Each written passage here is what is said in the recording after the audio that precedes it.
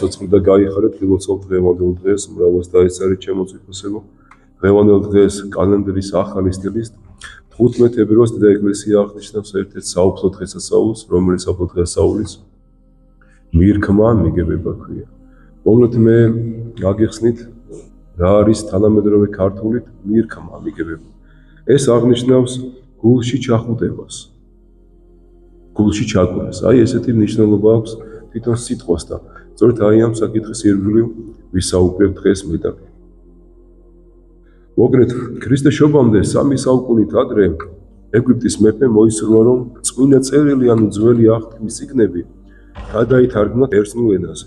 ებრაულიდან ბერძნულზე გადაითარგმნა. ეს ძველი აღთქმის წიგნები იყო შედგენილი 39 წიგნი არის და სწორედ აი ეს არის გაერთიანებული ძველი აღთქმა. ახალი აღთქმა არის 27 წიგნისგან შექმნილი. მაგრამ ამათ გარდა კიდევ არის წიგნები, რომელიც წიგნებიც უშუალოდ არ არის შეტანილი ბიბლიაში, არც სახარებაში, თუმცა სრულ ჭეშმარიტებას მოიცავს და კანონიკა არ აქვს მიცემული.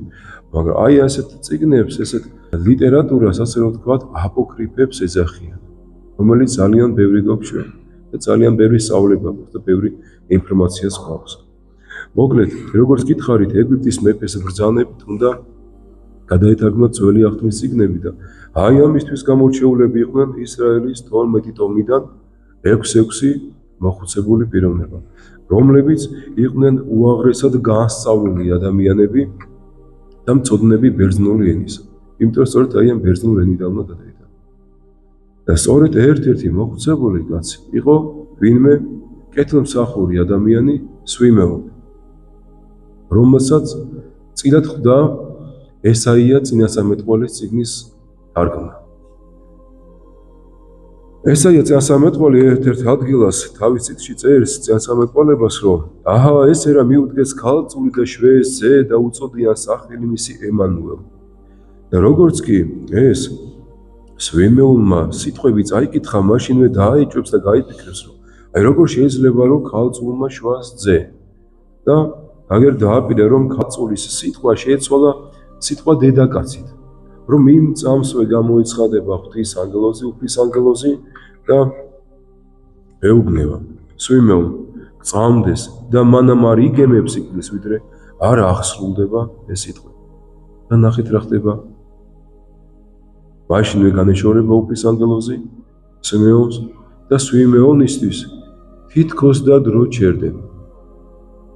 ისედაც ღრმად მოხუცებული იყო კაცი, მაგრამ გადის წლები, 10 წლეულები გადის, 100 წლეულები გადის, მაგრამ სვიმეონი არ კვდება, წარმოიდგინეთ. და როგორი რთული უნდა ყოფილიყო მისთვის აი ამდენი ხნის სიცოცხლე, ამდენი ხნის ცხოვრება. წარმოიდგინეთ, რომ რამდენი ადამიანი იბადებოდა მის თვალწინ, რამდენი ადამიანი იზრდებოდა, რამდენი ადამიანი გარდაიცვალებოდა მის თვალწინ, წარმოიდგინეთ, რამდენი უშვილოებას და რამდენ საშინელებას უნდა გაიარა მის თვალწინ. მაგრამ სვიმეონი მაინც არ კვდება. და ახლა დაუბრუნდები ისევ სახარებას, როდესაც მაცხოვარი იესო შეუსრულდა 40 დღეს წესისამებრ მშობლებმა ეკლესიაში მიიყვანეს. აი ამ დროს თურმე სვიმეონი მჯდარა თავის სახლში და ლოცვებს კითხულობდა. და უფლის ანგელოზი ეცხადება და ეუბნება. აღდექ მოხუცებულო, რადსი, აღდექ და მირბიოდე აზრად რამით მოვიდა გამტევებელი შენი. განაგე სახლი შენი და გამზადე სამკვიდროი შენი, რამით მოწენულარს ჟამი შენი და წინასწარმეტყველება ტაძრის სამასში. და მაშინვე წამოხდება სვიმეონი და გაიშურება ეკლესიისთან. სწორედ აი ამ დღეს თორმე ძალიან ბევრი ყმაყოლი მოყვანილი ეკლესიაში. რა თქმა უნდა თავიანთ მშობლებს და გამომდინარე აქედან ერი ძალიან ბევრი იყო, ძალიან ბევრი ხალხი იყო ეკლესიაში შეკრებილი და აი შეხედეთ ახლა სვიმეონის ქმედებას და სიტყვებს დაუკვირდით. როგორც კი ეკლესიას მივახლოვდა, შესახავ დიდი ხმით, რომ გზა მომეცით, რაითა მე ვიახლო წმინდასა მას და სასურველსა და ვიხილო, რომელსა იგი წინაითვე უხილა. ნახეთ რას ამბობს. და მიმართავს იქ ყოფ დედებს, რომლებთაც ყრმები, შვილები ყავთ მოყვანილი. დედანო, საკურთხევლისკენ რომ მიყავთ პირველ შობილნი, მიიგვარეთ ამ ყრმას, რომელიც უწინარეს აბრამის არს და მხსნელია ისრაელის. როგორი გასაოცარი სიტყვები აქვს წარმოიდგინეთ ხო? ჯერ ახლა როგორ არის რომ ამდენ ყრმაში როგორ იცნო მაცხოვარი ხო? სვიმელმა ეს ყველაფერი ხდება სული წმინდის მადლით. სწორედ აი სული წმინდა მოიყვანა აი ამ დროს ეკლესიაში როგორც წმინდა მამები გვასწავლიან მას არ ეკუთვნოდა აი ამ დღეს მსახურება და ყოფნა ეკლესიაში. მაგრამ სული წმინდის ძალით იყო მოყვანილი წმინდა სვიმეონი. და როგორ მოიქცევა მაშინვე მიახლება ყრმას და დიდი კრძალვით მიირქვამს ანუ გამოართვევს ღვთისმშობელს და გულში ჩაიკრავს. და რას ეუბნება სასწაულის სიტყვები. რაც განუტევე მონაი შენი მეუფეო, სიტყვისაებრ შენისა მშვიდობით რამე თუ იხილეს თვალთა ჩემთა მაცხოვარებაში. ანუ რას აღნიშნავს ეს? აი რას ეუბნება უფალს რომ ას განმიტევე უფალო რამე თუ მრავალი ტკივილი განმისლია შენს მოლოდინში და შენი ხილვით გამოწვეულ სიხარულში განმიტევეო. აი ამას ეუბნება იმიტომ რომ მისთვის სასურველი იყო გარდაცვალება სიკვდილი და ნახეთ როგორი ბედნიერია რომ აგერ იხილა უფალი და უკვე მზად არის რომ გარდაიცვალოს იმიტომ რომ მარადივად უნდა უფლის გვერდით ყოფილიყო. და ღვთისმშობელი როგორც სახარებაში აქ მოვიკითხეთ. ღვთისმშობელი და იოსები გაკვირვებულები უყურებენ და რას ამბობს ნახეთ წვიმეონი. უფალო, ნუ მაცქერინე ფურიათა მიერ შენ ზედა კადრებას. ნუმცა ვიხილავ გვირგვინ სამას ეკლესიასა. ჩვენ ხო ვიცით სვიმეონი წინასწარმეტყველი იყო. უყურეთ მაშინვე წინასწარმეტყველებს და ამბობს თუ როგორი სიკვდილით უნდა მოკლან იესო. ნუმცა მონისა მიერ ყურიმილ სემასა და ნუცა ლახვარსა გვერდსა შენსა ცემოს ვიხილავ. და ღვთისმშობელს მიუბრუნდება და ეტყვის რომ დათვით შენსაცა სულსა განვიდეს მახვილ რათა გააცხადნენ მრავალთაგან გულის რახვა. ამით აუწყებს ღვთისმშობელს თუ რა დიდი ტკივილი უნდა გაიაროს მან და რა იქნებოდა დედისთვის იმაზე მეტი ტკივილი ვიდრე აგერ თვითონ როგორც სვიმეონი ამბობს აი ამ თავის თვალით უყურება თუ როგორ აწამებენ როგორ კლავენ როგორ ადგავენ ეკლიან გვირგვინს და როგორ კლავენ ჯვარზე მაცხოვარს აი რა უნდა ყოფილიყო ამაზე დიდი ტკივილი. როგორც სახარებაში აქ მოვიკითხეთ სვიმეონის გარდა იქ ეკლესიაში მსახურობდა ვინმე მოხუცებული ქალბატონი ანა რომელიც დაქორწინების შემდეგ 7 წლის ქორწინების თავზე მეუღლე მოუგდა. გარდაიცვალა მეუღლე. და მან აი ამ კრივობაში მოვიდა ეკლესიაში და აქტიურად ეკლესიაში ცხოვრობდა და ყოველ დღეს ლოცვითა და მარხვით აღამებდა.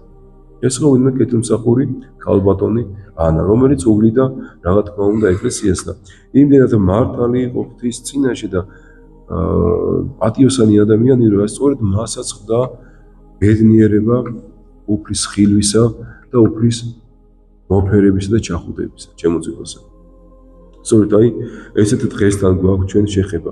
ეს სწორედ აი ამ დღეს აღნიშნავთ და სწორედ აი ამიტომ არის დღევანდელი დღე უდიდეს სიხარულთან დაკავშირებული, რომ ჩვენს ღმერთმა ქნას, რომ ესეთი მოლოდინი გქონდეს უფლის. ღმერთმა ქნას. აი გულში ჩავიხედოთ აბსოლუტურად ყველამ თუ რა განცდა გვაქვს, აი მე ყოველთვის გეუბნებით ხოლმე იმას, რომ თუ არ განვიცდით, თუ არა გვაქვს აი აღქმა, აი ამ სიხარულისა, აი ამ მომენტისა, რაც აი მაშინ საუკუნეების უკან იყო. მაშინ ეს სიხარული ჩვენთვის არ იქნება და ჩვენს დღეს ეკლესიაში მოსულები ვართ დატყუილად. სწორედ აი ეს უნდა ვიგრძნოთ, ეს უნდა გავიგოთ რა მოხდა აი საუკუნეების უკან. რა დროსაც უშუალოდ მაცხოვანი ყრმა იყო და როგორი სიხარული ჰქონდა წმინდა სვიმეონს, წმინდა ანას, ესეთი სიხარული ჰქონდა ჩვენს. იმიტომ რომ წარმოიდგინეთ ყოველი ეკლესიაში მოსვლა ეს არის შეხვედრა უფალ. და აგერ ჩვენ ხშირად ვსაუბრობთ ხოლმე აი ამ საკითხზე რომ ესეთი განცდა გვაქვს ეკლესიაში მოვდივართ იმიტომ რომ ღმერთი ვიხილოთ თუ მოვდივართ უბრალოდ იმიტომ რომ გარკვეული წესები აღვასრულოთ იმიტომ რომ ჩვენი მოვალეობა ქრისტიანის მოვალეობა თუ იმიტომ რომ უბრალოდ აი რამდენი ხანია თუ ერთად მოქვს აღსარება არ მithქვია და რამდენი ხანია აღარ ვზიარებულა და ეს დამოკიდებულება არასწორია თავის თავში მოიცავს სიმართლეს ეს აუცილებელია მაგრამ მთავარი ეს არ არის ჩემთვის ჩვენ მოვდივართ ეკლესიაში სწორედ იმიტომ რომ ღმერთთან შეხვედრის სურვილი უნდა გქონდეს. აი ეკლესიის გზაზე სანამ სახლიდან ეკლესიამდე მოყოლ მოლოდინი უნდა გქონდეს, რომ უფალს ნახო. და შემდეგ რომ მოყოლ უკვე იმედი უნდა გქონდეს უფლის ხილვის. და თუ ეს არ აქვს მაშინ ფაქტობრივად ყოველთ მოდიხარ ეკლესიაში. უნდა წავიღოთ ყოველი ზიარება როგორ? ეს არ არის მირქმა, მიგებება უფლისა. ეს არ არის გულში ჩაყუდება. წარმოიდგინე, გულით გულში ჩაყუდება არის უფლისა, ზიარების სახით. აგერ როგორც მე მინდა აღმოვიკითხოთ წმინდა გაბრიელ ქიქოძეს სიტყვები სწორედ აი ამ საკითხთან. რას ამბობს? ნეტარ ვარ მე და თქვენც, რამე თუ შენს გინახავს მაწყვარება ღვთის არანაკლებად, ვიდრე ვიმეონ მართალს, მან მხოლოდ ჩვილი იესო იხილა.